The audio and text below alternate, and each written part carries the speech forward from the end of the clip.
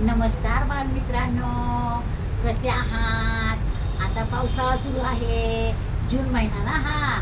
मग काय मज्जाच, पावसाच्या पाण्यात होड्या सोडायच्या, एकमेकांच्या अंगावर उडायचं, किती मज्जा नाही का? पण आज आपला शनिवार, गोष्टीचा वार. आज आपल्या गोष्टीचं नाव आहे मांडाल्याच्या तुरुंगातून सुटका.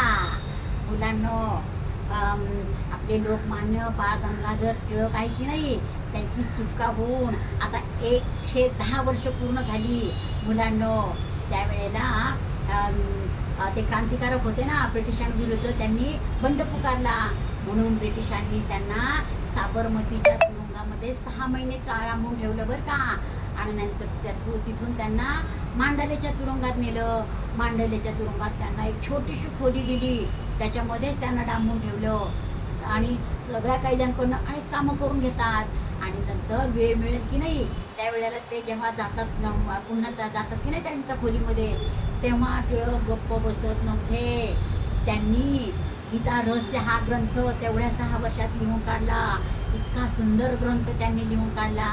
त्यांना 6 वर्ष त्या तुरुंगामध्ये डांबून ठेवलं होतं. आणि त्याच्यानंतर की नाही, त्यांच्या शेवटच्या क्षणाला त्यांची सुटका जेव्हा व्हायची की नाही, त्यावर्षी टिळकांच्या बायकोचं निधन झालं.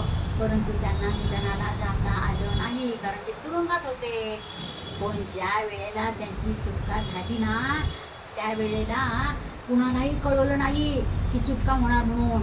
गपचूप मध्यरात्री पुण्याचे पोलीस त्यांना टिळकवाड्यात घेऊन आले.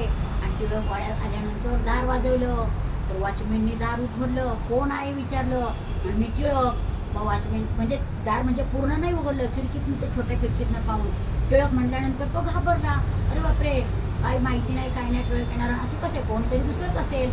म्हणून तो वरती घरात दुसऱ्या मजल्यावर घर होतं ना त्यांचं, तिथे गेला.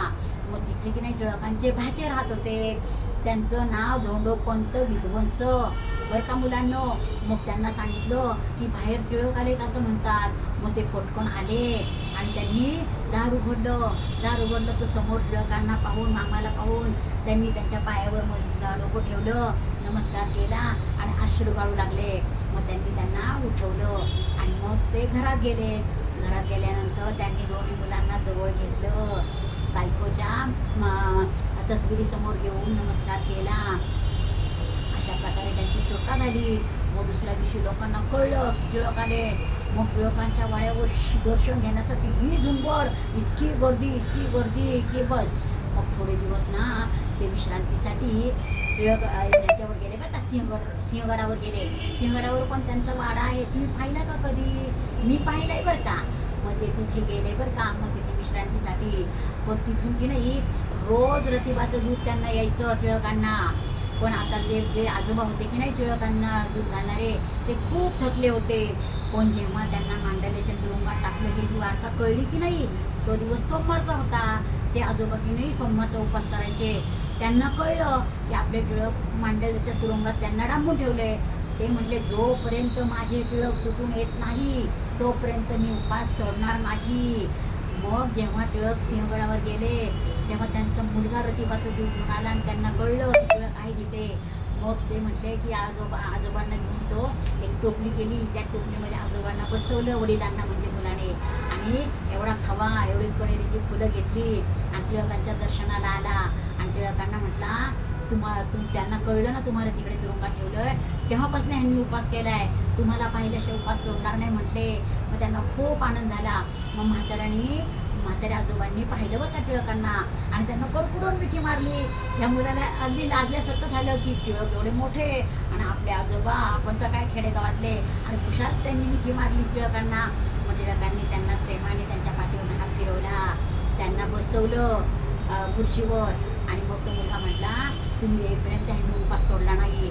मग टिळकांनी तो एक खव्याचा तुकडा उचलला, आजोबाच्या तोंडात घातला आणि स्वतःही खाल्ला. आणि तिथे जे कातकरी होते की नाही, त्या कातकरी लोक असतात, ते सगळे प्रेमळ, सगळे टिळकांना बघायला आले. त्यांना सगळ्यांना मग तो पेढा भरवला बरं का, त्यांनी तो खवा भरवला. आणि मग आजोबांना म्हटले, आजोबा तुम्ही तर माझ्या वडिलांसारखे आहात, तुम्ही कशाला मला नमस्कार करता, आणि ह्याच्या पुढे कधीही उपवास करायचा नाही, तुम्ही थकलेले आहात. आणि मग करून त्यांना नमस्कार करून मग ते गेले बरं का. मग काही दिवसांनी पुन्हा टिळक पुण्यात आले. पुण्यातल्या लोकांना खूप आनंद झाला आणि टिळकांच्या स्मृतिप्रित्यर्थ 10 जूनला त्यांचा स्मृतिदिन साजरा करतात. सगळेजण आनंदाने त्यांचा स्मृतिदिन साजरा करतात बरं का मुलांनो. आणि आपणही त्यांच्या स्मृतिदिनामध्ये आपणही छानपैकी त्यांच्या स्मृती जागृत ठेवू, त्यांचा उत्सव साजरा करू. कारण टिळकांनी शिवजयंती, गणेश उत्सव हे साजरे करून सगळ्या समाजाला एकत्र आणलेलं आहे. त्यांना आपण वंदन करू. तुम्हाला गोष्ट आवडली असल्यास सबस्क्राईब करा, लाईक करा आणि शेअर करा बरं का मुलांनो. शेअर केल्यानंतर आपल्या टिळकांची माहिती सगळ्यांना कळेल. आवडली का गोष्ट? चला बस.